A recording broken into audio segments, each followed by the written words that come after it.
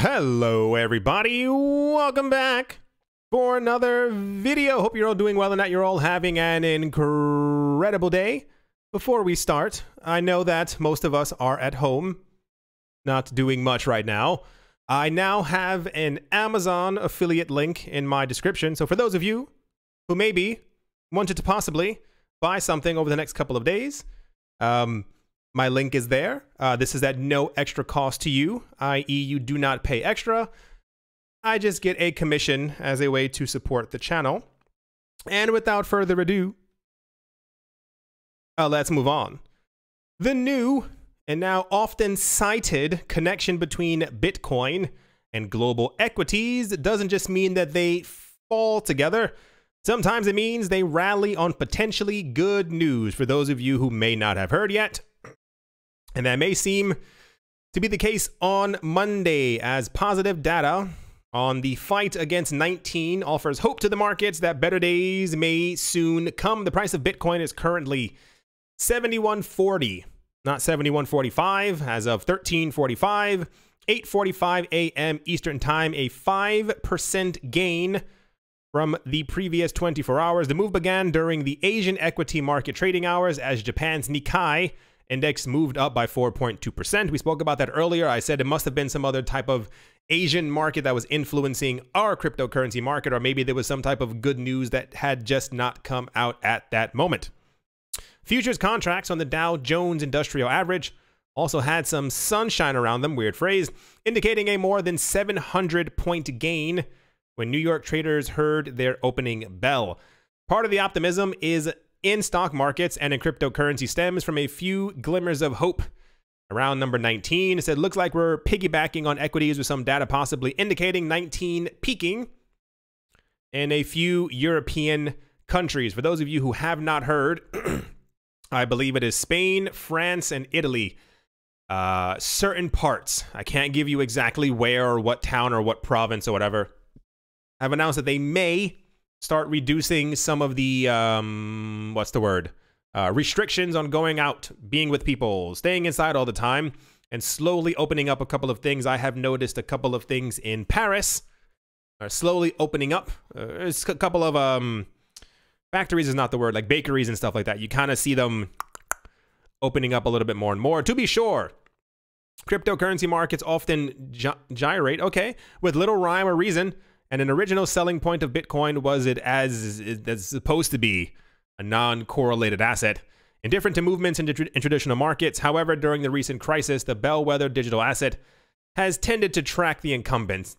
That is left to be completely decided. So, it is on the news that this may not last as we thought it might last. I did not mean to get your hopes up. It's more of a, these are the numbers that we now have, and governments are now coming forward and saying, yes, we may loosen restrictions earlier than expected, and that is what seemingly, at the moment, has caused stock markets around the world and also crypto to kind of bounce back up. It also says it right here, Bitcoin jumps, stocks rise, and tide starts turning. We'll see exactly how the rest of the week ends up panning out. This was expected to be a relatively rough week. I hope it is not rough at all. I hope it is the opposite of rough, smooth. I don't think it's going to be a smooth week, but you kind of get what I'm trying to say. This is very good news. Let's see how this all pans out by the end of the week.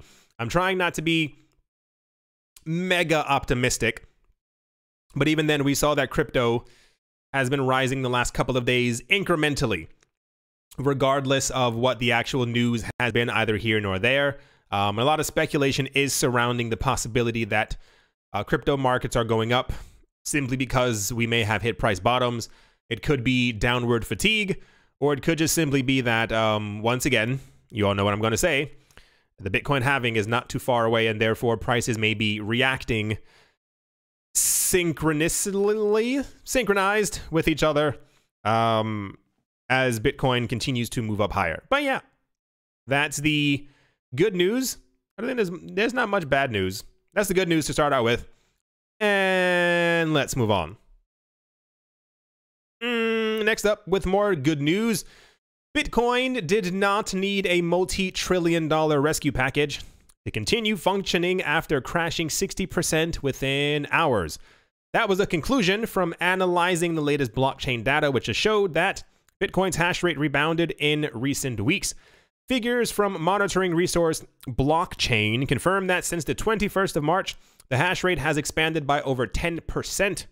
The move was made possible by Bitcoin's difficulty lowering in order to make mining more economical for network participants. For those of you who do not know, there are a lot of times, this has happened many times, this is not the first time, where people will actually, the more people you have on the network who are trying to make Bitcoin, the more difficult it actually is to make Bitcoin. So there's a strategic move, if you will, to actually unplug or turn off your computers for a while. The hash rate drops and the mining difficulty actually readjusts itself.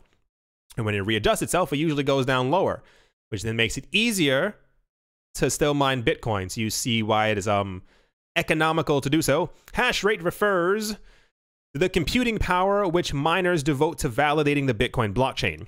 The higher the number of hashes per second, the more implied power there is. Logical. Hash rate goes hand in hand with difficulty, like I just said, which is an expression of how intensive it is to solve the equations to find the solutions for blocks of Bitcoin transactions.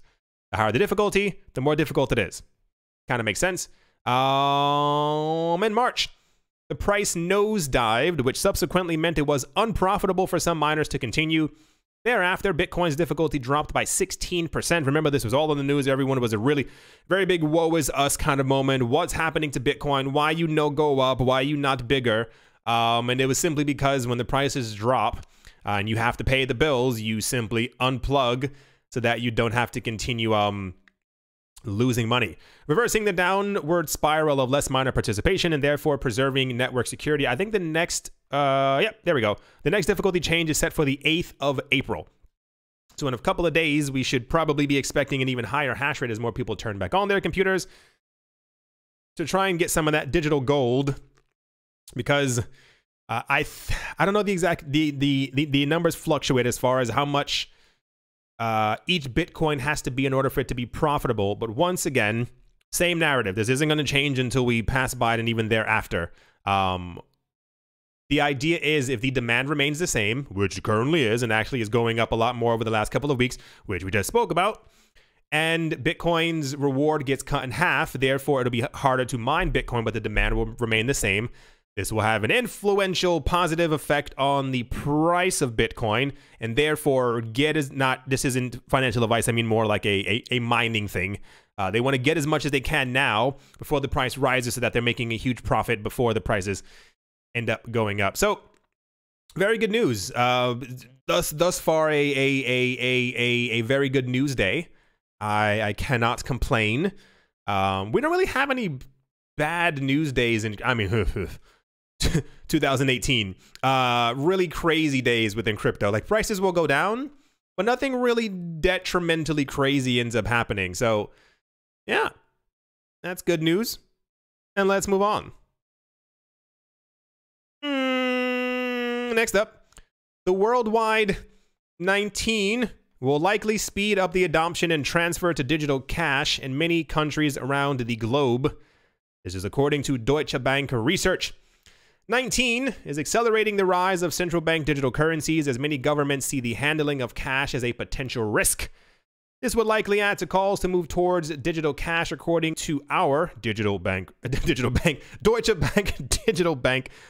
research colleague. The institution tweeted a couple of days ago, citing an article co-authored by Deutsche Bank's macro strategist Marion Laborn. That name sounds rich. That name sounds like they live in a citadel and have pet lions or something like that. Per the article titled blah blah blah 19 cash out, countries worldwide now have a reason to reconsider the use of cash, since the hand-to-hand exchange of physical currency is a little gross. I mean, even just before all of this happened, you gotta admit, I'm sure you've all held paper money before, and you sat there thinking one time like, who else has touched this? It's a little gross. The researchers noted that while China is currently one of the few countries that has started to disinfect and burn and destroy their paper money, Other places around the world will be weighing the option of following this example in the nearest future. I don't think it's an example. I personally believe if you paid attention to all the news that we had in 2018 and 2019, we had tons of news about Denmark, Sweden, Germany, France. I can't think of France. The UK definitely moving away from physical cash. It's a lot easier to track people when things are completely digital. We had that conversation before about being able to take the metro by tapping your phone.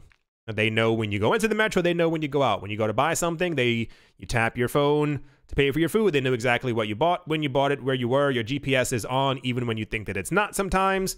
So I think this will only help to accelerate it. I think it's a very good excuse to be able to say, oh yeah, we gotta do this for your protection. I mean, how else are we gonna protect you? So it's interesting when these things are, here's the actual tweet right here. It's actually interesting when these things are not said openly, but said openly. I always find it fascinating because a lot of this, if we ever get news, it's already been discussed and probably been finalized somewhere behind a closed door. And I think there was also news, I don't have it in this video, that I think the news I saw was that apparently China's still chugging along with their central bank digital currency, and that they're apparently going to be trying to release it earlier than expected, which I think the time frame was sometime in Q2. I assume it'll be like a slow rollout. I'm not expecting a full blown rollout kind of thing. But I think the news story was that they're trying to do it quicker and faster than Bookface can. Yeah. None of you should be surprised, whatever country you're in, if one day you're told to download an app or something is made more digital than it previously was, you'll know why. And yeah, let's move on.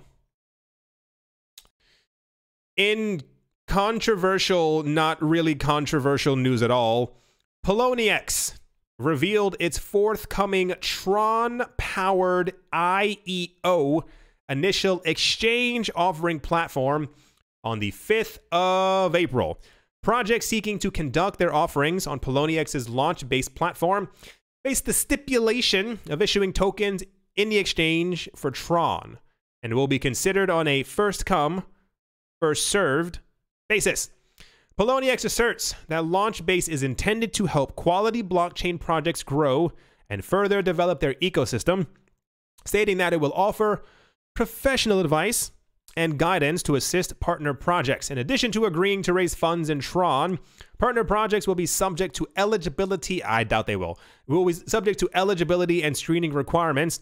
It's probably just how much money you give them. I mean, let's be honest. It's the same way for many cryptocurrency exchanges. They have that thing where they say they try to do their due diligence. And I mean, this goes across the entire board. I mean, every cryptocurrency exchange. If someone waves $500,000 in front of your face to list a token, you're going to be like, okay, let's do this. Entities located in certain jurisdictions, probably the US, may not be eligible due to regulatory considerations. Poloniex states that more details regarding Launchbase will be disclosed in the coming days. The first project slated to conduct an IEO with Poloniex is a TRON-based stablecoin lending platform called Just. Just is a decentralized lending platform where users can stake TRON to generate USDJ, which can be used to pay for interest, maintenance, and other activities. Sure. On Twitter, TRON founder Justin... Is the coin called Just because of Justin's son? That would make me extremely sad. TRON founder I know that's what it's for. TRON founder Justin's son described Just as building a decentralized finance, DeFi lending, and governance protocol. So the issue that people, first of all, there's a lot of issues here. The issues that people are having with this, and like I said, it's not controversial. It's just money-versal. Binance's Launchpad IEO platform has been extremely successful. People are looking for a legitimate space to be able to launch their projects, and this is why we've seen Binance's platform flourish, as it were. So it's not really controversial at all that Tron would be piggybacking on whatever everyone else is doing, because Tron has been doing this since the very beginning. It doesn't really matter if you don't like what I'm saying about Tron. I've read Tron news since before Tron came out. And I guess the other part is, I don't know. It's just, it's kind of just what everybody else is doing. So there's not really any controversy around it so much as they're just trying to do what everybody else is doing, trying to find another use case, if you will, for Tron, as you have to raise the funds in Tron. You have to transfer things within the platform in Tron. I assume money's paid out in Tron. Tron is used to generate the actual stablecoin as well, which is also the seemingly the thing this year. It's IEOs and making your own stablecoin for your platform. I guess the other part being the acquisition of Poloniex, which was also a really funny thing, because remember, it was announced that Tron had partnered with Poloniex, and then when you read the news, they bought Poloniex. So whatever Tron says goes on Poloniex. So this is probably why they're launching their thing on Poloniex, because they own it. Anyway, Tron now has an IEO platform through Poloniex. Will anyone use this? Probably. There's always people who are desperate to find another platform, especially if they have better rates than other platforms. As far as we know, as far as I've seen, Binance usually has the lowest fees across multiple platforms. We'll see. Let's give it 18 months. It usually takes about 18 months to see if this platform kind of fizzles or if anything else happens. And the other really weird part is that if the people from Tron had any other coins that they themselves planned on launching, they just do it on this platform. You can simply say, no, see, people are using our platform because we're making coins on it. Anyway, this is another thing that Tron has done that other platforms have already done, but that won't deter people from not using it. This was also major news. And this one right here, it says Tron gains 9% as Justin Sun launches an IEO platform and DeFi project. The same exact thing that Ethereum is doing as well. So, it's not surprising that the price would go up. They're doing things. They're projecting when they should be making stuff. So, there we go. Let's move on. And to finish things off, and for some reason this was all over the place news, following a 9-month-long probationary period, Malaysia-based cryptocurrency trading firm Tokenize Malaysia has received full approval for local securities watchdog. That sentence doesn't make any sense. With the approval to operate a digital assets exchange, the company's cryptocurrency trading platform, Tokenize, it's called Tokenize Exchange, became legally approved and regulated by the Securities Commission of Malaysia. Local news outlet Soya Kinkau, okay, reported a couple days ago. The exchange offers fiat to digital asset pairings. I would assume so. Malaysian laws require that local cryptocurrency exchanges register with the SC, after which they have up to 9 months to achieve compliance with the SC's regulation standards. Commenting on the development, Hong Ki-yu, CEO and CTO at Tokenize Malaysia, said, "We are now able to go live in Malaysia, and it's perfect timing, as we have received many interested inquiries from individuals aged 24 to 50. I don't want to know their ages, who are keen to invest in digital assets." Did they ask? The point is, I don't know if the news was, as all of this stuff is happening in the world, that they were able to launch, or if this was, I'm not in Malaysia. I don't know anyone who is in Malaysia. If you're in Malaysia, did you ever use Tokenize Exchange? Were you sad that Tokenize Exchange was not there? Was there something missing in your life? Because I don't understand why this news was all over the place. It's cool. Maybe it's because we don't hear that much about Malaysia, and therefore the news was optimistically reported. I have no idea what I'm saying. Yeah, that's the news that I just gave you about that, because this was all over the place. Yay! As always, sorry for screaming. As always, a very special thank you to my Patreon supporters. Professor Wally from Gunbot University, Yasha Harari, Moonman High, XRP, Joshua Vineyard, Martin Stoyer, Josh Gorsica, Chongololo, Tsongololo, Nostromo, Mr. Pickles, John Saros, Indiana Marita, Abilbiophobia, Barebones Mining, Todd Mullis, Adam Gracick, Mohammed Maroni, Massive Ventures in Thailand, Brady Niels, Jared Schneider, Wise Knight, Owl, 242 to the World, Crypto Joe, Bankroll Network, Adobo, Miluizi, Crypto Artist, Cold, D3D, Nicholas Northam, Peace, One Love, Damien, Setsuna, Nick Kanaya, Wish You Wish Third, Vlad, the Impaler, Crypto Bitch, Shipman, Paxis, Nick Manja, Lavoni, Anthony Charles, Jim Garner, Jemmy Fox, Minting Coins, Mother Hisha, Everyday, and Calskip, Leg Day, Yes to Crypto, What in both face, couldn't do it. Anytime Fitness, Monk's Corner Staff, Arthmetic 17, Bake Me a Cake. Oh, I was close. Tigger Macho Nisa, On Crypto with Lionel, Crayola Michelle, URL, and Hold On, I Have to Sneeze. If I had took a deeper breath, I think I would have been able to do it. Thank you all very, very much for your support, and thank you to everyone who is a member of the channel. At the moment, the market's still in green. It's a nice green, not a bad green. BTC is currently at 71.25. It is up by 5.16%. For some reason, Ethereum's having a go. Is up by 13%. Before I started the video, it was up around 8%. Guess that little spike right there. Is it speculation about Ethereum 2.0? Is it the lower trading volume that makes it easier to push up? Is it simply people trying to get their 32 Ether and therefore the price is ethering? XRP is up by 6%. EOS is up by 13%. No real news. It's just going up right there. Yeah, even Lumens is up by 16%. Sure, I'm happy for those out there who have Lumens. Once again, for those who were wondering, you should all know by now. When I talk about why I invest in crypto, it's because you can't get numbers like this in many other places. It's very rare to have an asset not only be able to go by 16% in like a day, but also in the olden times when crypto prices were going up by 3,000% over the course of a year. That just doesn't happen. You're not buying a house anywhere that's going up by 3,000% in value. It's just not going to happen. Or by 16% in one day. It's not a thing. Anyway, I hope you all enjoyed the good news.